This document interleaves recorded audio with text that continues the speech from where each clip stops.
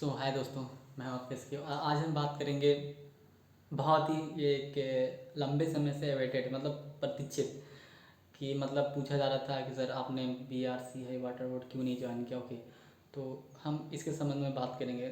I think ये जो मेरा स्टेप है इससे हो सके आपको फ्यूचर में आपको भी डिसीजन लेने में मतलब हेल्प मिले। ठीक है कि कोई भी क्या करे, क्योंकि देखिए मेरे इसमें भी IOCL BRC है वाटर बोर्ड सब एक साथ आया था रिक्वायरमेंट। ओके, तो सबका रिजल्ट दिया था और सब में जब हो जाता है तो लोग बहुत कंफ्यूज होते हैं। और तो मेरा क्या प्रोसेस था, मुझे क्या फेस करना पड़ा था। ओके, तो हम यहाँ पर ही हर एक चीज़ संबंध में इसके लिए बात करेंगे। Okay, so first of all यहाँ पर देख रहे हैं Bhabha atomic research centre, Trombay, Mumbai.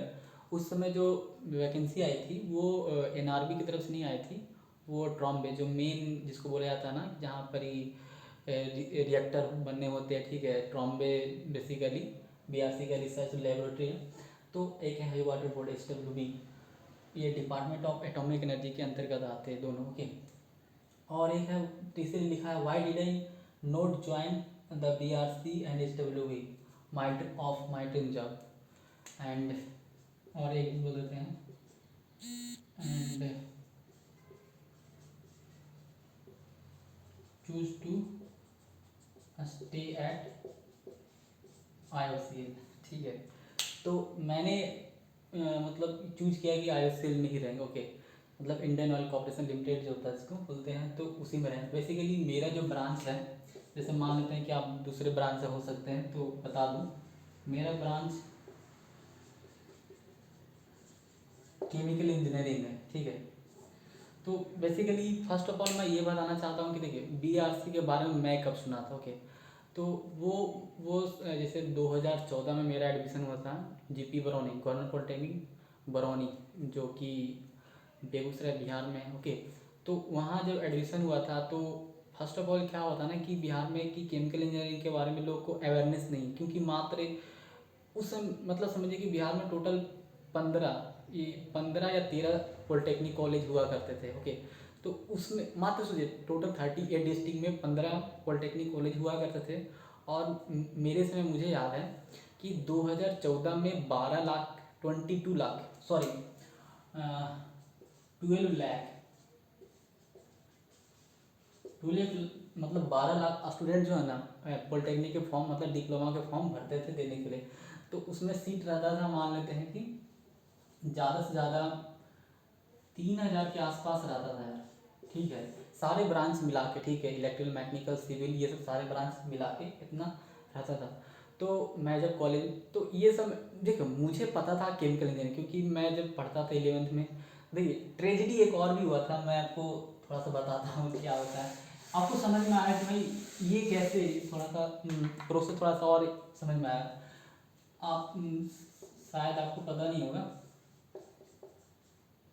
गया कॉलेज, गया बिहार, ये गया कॉलेज गया बिहार।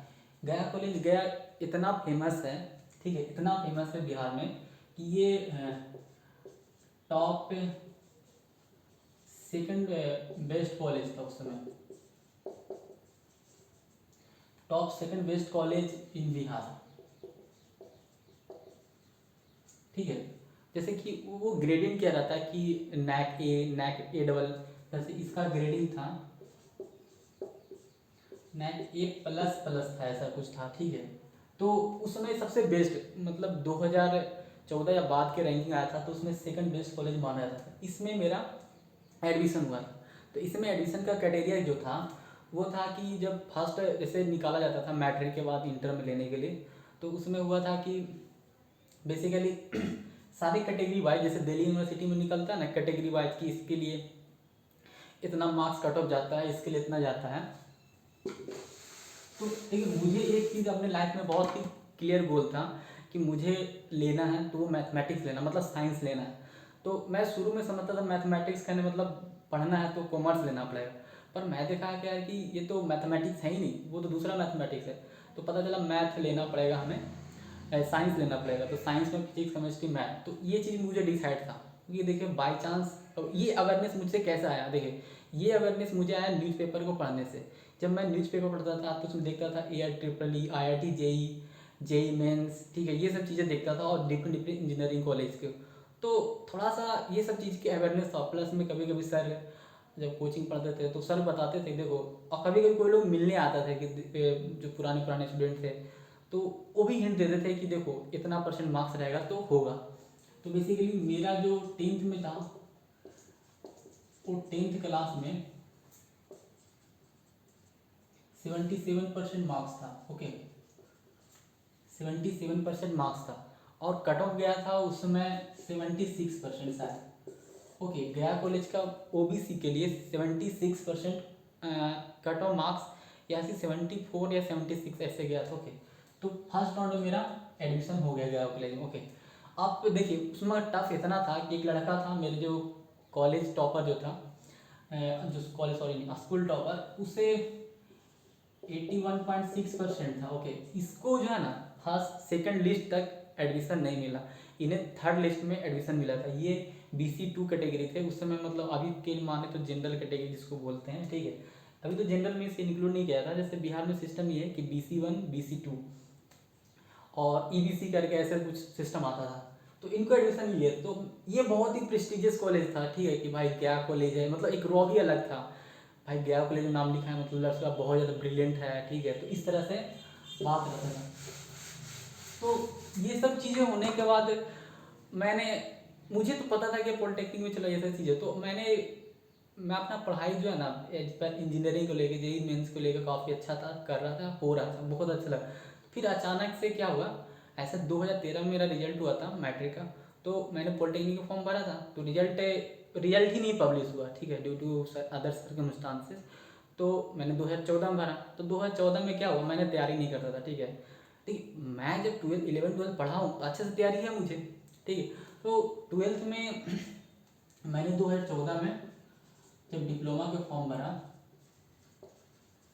तो क्या हुआ कि कोई बोलता था ना यार कि एक, मुझे तो मन था कि मैं नहीं भरूंगा, लेकिन मैं भर दिया, ठीक है। अब जब एग्ज़ाम डेट आ गया, तो कुछ लोग, मैं जब गया में रहता था तो बगल में पॉलिटेक्निक कॉलेज है, ओके, तो वहाँ कुछ लोग वर्क करते तो बोलते यार कि देखो आप ज्वाइन मत कीजिएगा, लेकिन आप दे दीजिए।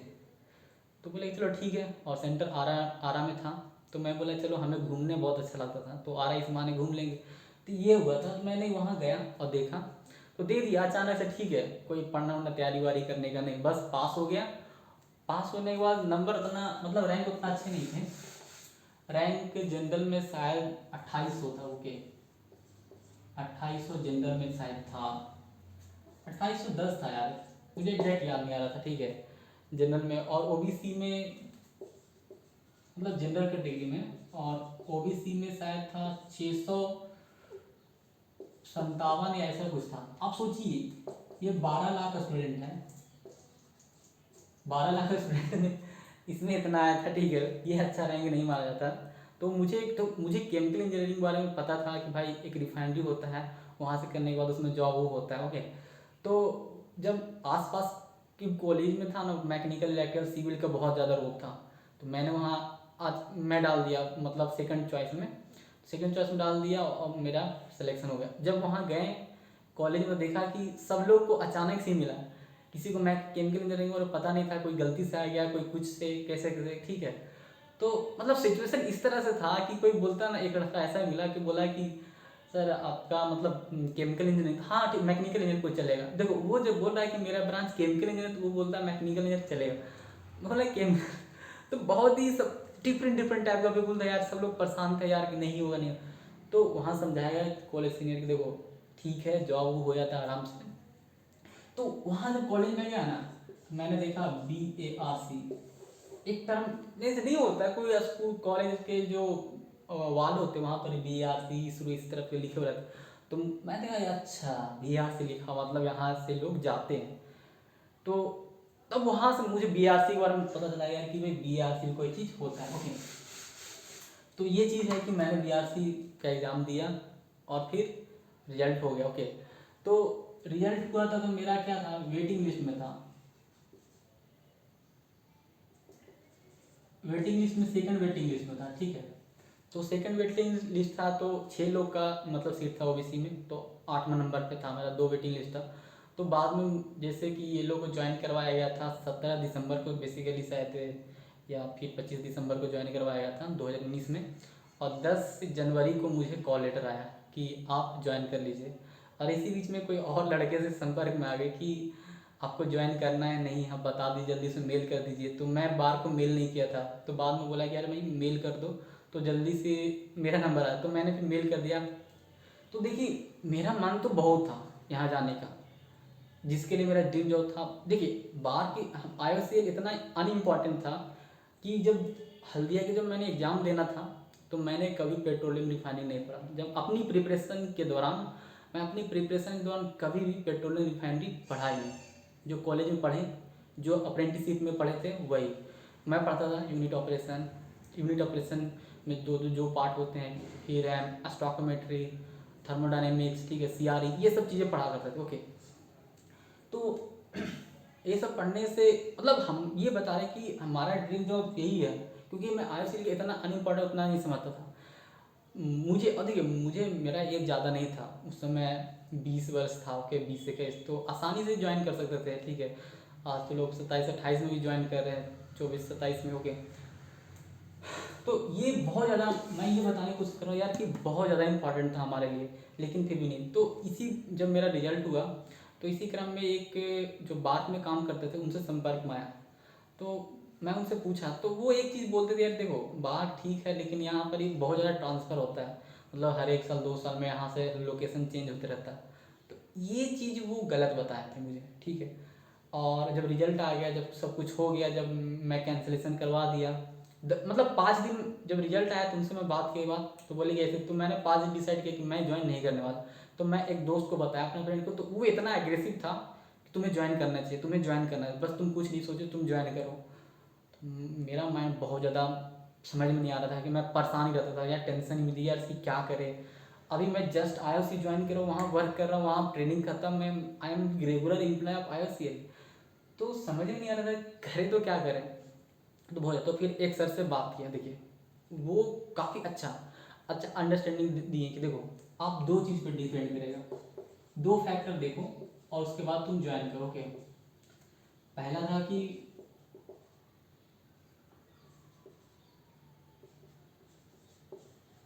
फाइनेंशियल कंडीशन, ठीक है, और एक था हम्म, हम्म, एक होता ना कि घर से नज़दीकी, नियर अबाउट होम। तो मेरा घर था औरंगाबाद डिस्ट्रिक्ट में और बाल था मुंबई में। मैं IOC में था, वो गुजरात में था। तो मैं किसी भी हाल से ये वाला पे खड़े उतर नहीं रहा था, ठीक है। तो ये वाला फेल हो जाता है। अब बात करता है फाइनेंशियल कंडीशन।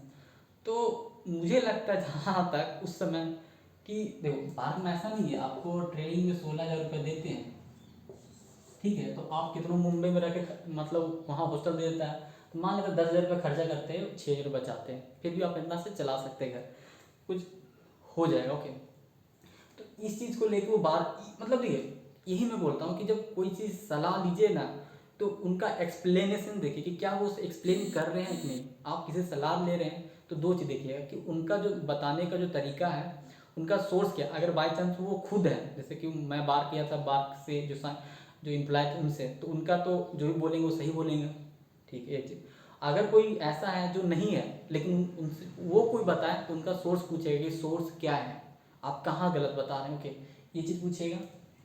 तो ये दो चीज़ बहुत अच्छा बताया कि देखो ये दो चीज़ देखो। तो मैं बोला यार, तो मैं तो घर से कोई है ही नहीं, मुझे ऐसे भी कोई परेशानी नहीं कि मैं घर में ही जॉब करना चाहता हूँ। मेरा ये था कि मैं एक रिसर्च फील्ड में जाऊँ वहाँ पर, वहाँ कुछ ना कुछ भले आई डोंट नो वहाँ पर ही स्टूडेंट क्या कर रहे हैं, क्योंकि बहुत लोग बोलते हैं जैसा मैं सोचता था वैसा कुछ हो नहीं रहा। आई होप फ्यूचर में हो, करें, ठीक है। ये देखिए जैसा अफवाह उड़ाया जाता है वैसा थोड़ी ना होता है, ठीक है। कभी कभी खुद को बदलना पड़ता है या फिर समय के अनुसार बदलना पड़ता है। ओके, तो ये सब चीज़ें को देखा जाता था।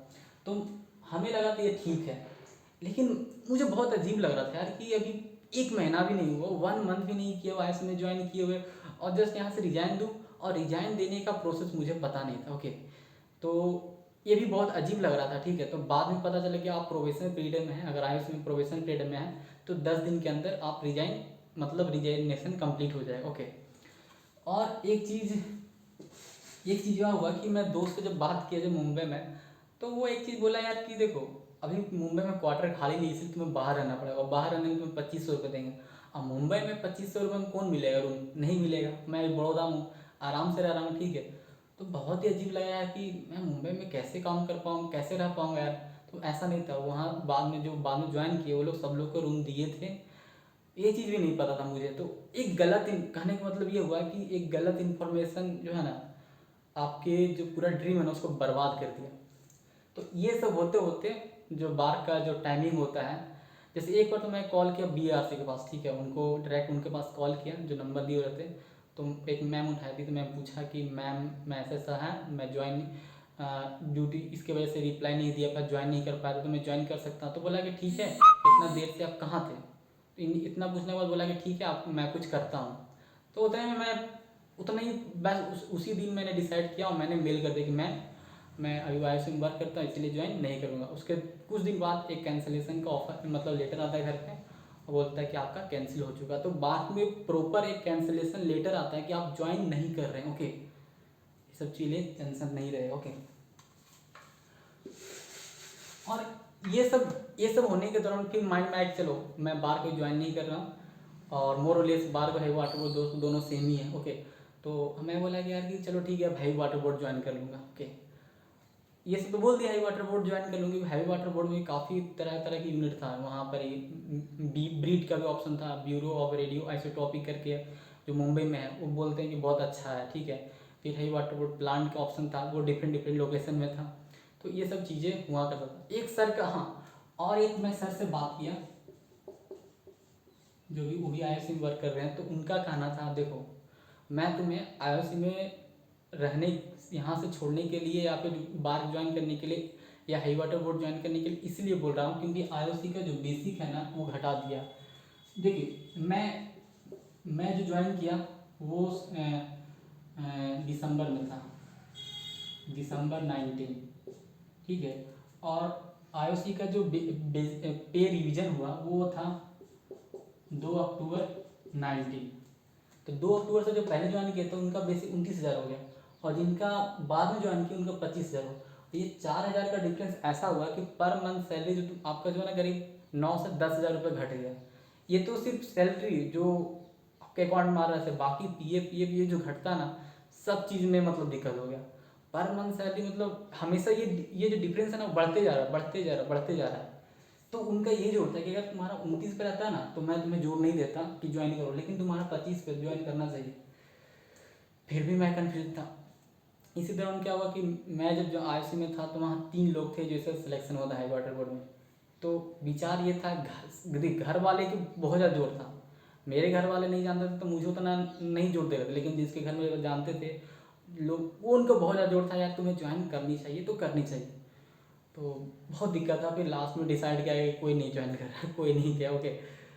लेकिन एक चीज़ ये मतलब तो आई होप मैं यही बोलूँगा कि देखिए अगर आपका एज है 21 साल 22 साल के हैं 24 साल के हैं और आपके पास 2 ऑप्शन है, तो मुझे लगता है कि BRC NRB या फिर हैवी वाटर बोर्ड ज्वाइन करना चाहिए। देखिए ये एक प्योर गवर्नमेंटल है और ये एक PSU है जिसमें शेयर है, सरकार का शेयर कभी लूज हो सकता है, ओके। तो फिर उसके बाद स्ट्रक्चर चेंज हो जाता है, ओके। तो लेकिन मैं बोला कि चलो ठीक है। देखिए देखिए आदमी का किसी चीज़ का जब ड्रीम जॉब रहता है ना और बाद में कोई रिमाइंड कराता है ना तो बहुत ख़राब लगता है। जैसे कि मैं अभी जहाँ कहीं काम करता हूँ उनको बताता हूँ तो बोलते हैं यार तुमने गलत किया है, तुम्हें वहाँ ज्वाइन करनी चाहिए। तो ठीक है, तो मैं अभी अपने मन को इस बात से शांति कराता हूँ, चलो ठीक है, अरे ज़िंदगी है, टैलेंट है, अगर मैं कुछ कर सकता हूँ। ऐसा थोड़ी ना कि आज मैं इतना पैसा नहीं दे रही कि तुम भूखे रह जाओगे, नहीं ऐसा थोड़ी ना यार। उतना मिल रहा उतना सफिशिएंट मैं काम कर सकता हूँ, ठीक है। लेकिन उसका उसका एक अलग ही था, ठीक है। उसमें काफ़ी प्रमोशन पॉलिसी बहुत अच्छी थी एज कम्पेयर टू IIT, ठीक है, थोड़ा यहाँ तो ये सब चीज़ें देखा जाता है, ओके। और वहाँ देखिए BRC में और हाई वाटर बोर्ड में बोलते हैं कि यार कि देखो खासकर हाई वाटर बोर्ड में की जॉब प्रोफाइल बढ़िया है, ठीक है। आप IIT में सबसे लोएस्ट रैंक पे हैं और वहाँ पर ही आपके नीचे ITA वाला 12th वाला ये सब लोग रहेंगे, काम करेंगे। तो फिर भी एक एक कैबिन में या पैनल पे मिल सकते थे। तो ये एक अच्छी चीज़ था, ठीक है। कहने का मतलब जो आईसी में ऑफिसर लोग करते हैं वो लोग वहाँ हम करते हैं, ओके। तो इस तरह से एक जॉब प्रोफाइल बहुत बढ़िया था वहाँ पर ही, लेकिन नहीं हो पाया, ठीक है। तो और कुछ कुछ ये भी चीज़ था जो अपने दोस्तों में है ना, कुछ दोस्त ऐसे भी होते हैं जो जानते तो नहीं हैं उस चीज़ के बारे में और ना तो किए हैं, लेकिन ज्ञान बहुत देंगे, ठीक है। तो मैं यही बोलूँगा कि आप वो लोग से बचे रहिएगा, ठीक है। हाँ, कुछ दोस्त ऐसे थे बहुत ज़्यादा सपोर्टिव थे, लेकिन क्या कहें, जो सामने रहेगा जो नेगेटिव है वही ज़्यादा मतलब इफेक्ट करता है। जैसे कुछ लोग उस समय हवा उड़ाते थे कि देखो लोग आए बाहर से छोड़ के आईएफसी में आते हैं, तुम उधर। तो लेकिन मेरा मन था, लेकिन हम फिर बहुत ज़्यादा कन्फ्यूजन में था यार, करे क्या करे नहीं करे। फिर मैं बोला यार डिसीजन तो लेना पड़ेगा, ओके। टाइम गुजर रहा है, तो मैंने फिर इवन हाई वाटर बोर्ड वाला के कॉल करके बोलना पड़ा कि सर मैं नहीं आने वाला, ओके। तो ये सब चीज़ें हैं। तो आप जब मेरे ख्याल से मुझे जहाँ तक लगा, ठीक है, देखो आपका एज है तो आप डेफिनेटली ज्वाइन कीजिए, 2 साल मत देखिए। आप अभी 2021 2022 में ज्वाइनिंग होगा, 2024 तक कंप्लीट होगा, 2026 में आपका लेवल मतलब जो 7वां पे रिवीजन है वो 8वां पे रिवीजन में बदल जाएगा, तो आपका ऑटोमेटिक सैलरी तो बढ़ने ही वाला है, ठीक है। तो आईओसी में पता नहीं कब ये सब होने वाला नहीं वाला, ये रियली डोंट नो, ठीक है। तो वहाँ भी बहुत चीज़ है, ठीक है। वहाँ भी सैलरी आपको आईओसी से ज़्यादा ही मिलेगा, क्योंकि मैं बताया ना, अगर आईओसी में अगर ये पे रिवीजन मेरा 29 का रहता तो दोनों ठीक था, लेकिन ये घट जाने की वजह से थोड़ा सा ठीक नहीं है। तो मैं बोलूँगा कि आपको डेफिनेटली, अगर आपका एज है 24 साल है 25 साल है, ठीक है। अब लास्ट है कि 28 साल है, ठीक है, 27 साल है, तो वो लोग मेरे ख्याल से, अब देखो आप बाकी फैमिली कंडीशन में क्या बताएं, अपना फैमिली कंडीशन देखिए, क्या मैं वहाँ संभाल पाऊँगा इतने पैसे में कि नहीं, ठीक है। ये सब चीज़ें देखिए और डेफिनेटली वर्क करेगा, ओके। तो कुछ ऐसा फिगर था। और मैं एक चीज़ मैं बता देता हूँ कि देखिए बात में जो वेटिंग लिस्ट का जो प्रोसीजर है, वेटिंग लिस्ट और मेन लिस्ट,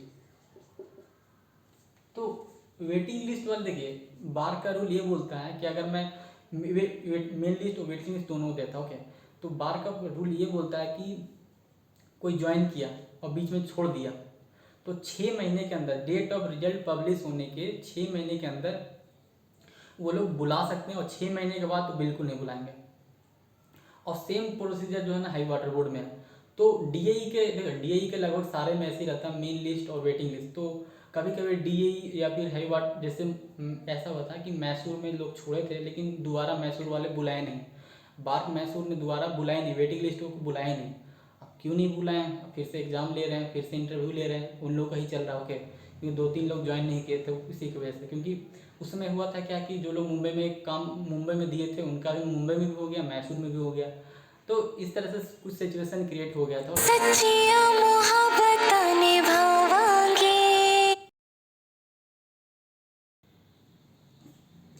और मैं एक चीज़ और भी ऐड करता हूँ, जैसे कि ये तो आपका कैट 1 का था, कैट फर्स्ट एंड कैट 2, दो चीज़ है।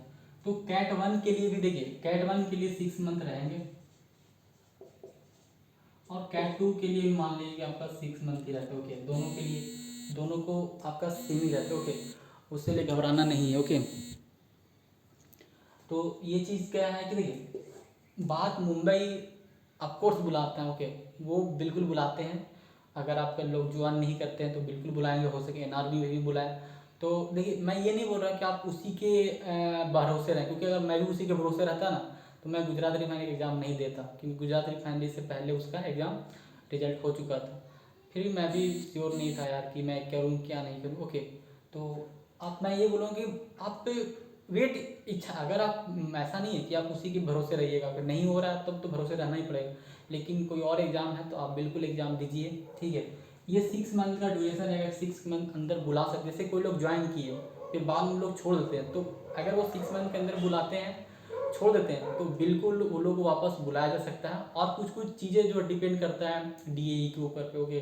तो वो मैं बोल, लेकिन मुंबई में बुलाया था मैंने, मेरे पापा लेटर आए थे। तो मैं यही बोल रहा हूँ कि उनको आशा रखना चाहिए, और मानते कि पिछली बार ऐसा नहीं हुआ, तो ऐसा नहीं कि हर एक बार नहीं होगा, ओके। सो डेफिनेटली ये चीज़ कैट 1 कैटेगरी 2 वाले के स्टूडेंट के भी अप्लाई होगा और सबके लिए अप्लाई होगा। सो फिर आई होप कुछ ये वीडियो में क्लियरिटी हुआ होगा, ओके। सो फिर मिलते हैं next video, so thank you.